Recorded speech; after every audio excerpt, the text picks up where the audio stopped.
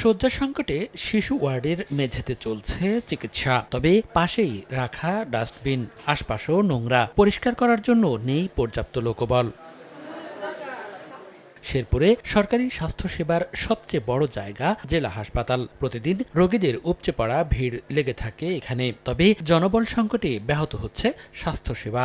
কর্তৃপক্ষের তথ্যমতে ২০২০ সালের ফেব্রুয়ারিতে ১০০ শয্যা থেকে ২৫০ শয্যায় উন্নীত করা হলেও বাড়ানো হয়নি কোনো জনবল। বর্তমানে ৫৮ জন চিকিৎসকের মধ্যে কর্মরত ৩০ জন, ২৫০ জন নার্সের মধ্যে ৭৯ জন, পরিচ্ছন্নতা কর্মী, ওয়ার্ড বয়, আয়াসহ ১৫০ আউটসোর্সিং কর্মী থাকার কথা থাকলেও আছেন মাত্র ২১ জন। এতে চরম ভোগান্তিতে সেবা নিতে আসা রোগী ও স্বজনরা। এছাড়াও রয়েছে ওষুধের সংকটও। টিকিট কাটছি ৫ টাকা দেয়, টিকিট কাইটা এই যে সিরিয়াল যে বইছে আর ডাক্তারের কোনো উদ্দেশ্য নাই। কত লোকগুলো কষ্ট করতেছে, এই লোকগুলো ডাক্তার দেয় না। সরকারি থেকে যে সুযোগ সুবিধা এটা তো নাই, এরপরেও বিভিন্ন জায়গায় অপরিষ্কার অপরিচ্ছন্নতা আছে। আমার যে একটা অ্যান্টিবায়োটিক খাইতে হবে, আসলে আমি সেই অ্যান্টিবায়োটিকটা পাচ্ছি না, পাচ্ছি কি এখানে প্যারাসিটামল। তবে সমাধানের কোনো আশার বাণী শোনাতে পারেননি সিভিল সার্জন। ডাক্তার থেকে শুরু করে আমাদের আউটসোর্সিং কর্মচারী সব লোকগুলো কম, কারণ এখানে যদিও ১০০ হাসপাতাল, কিন্তু দেখা যাচ্ছে প্রতিদিন ওরা ৫০০ থেকে ৭০০ রোগী এখানে ভর্তি থাকে। কর্তৃপক্ষের তথ্য মতে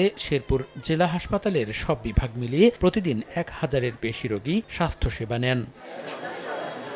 সময় সংবাদ, শেরপুর।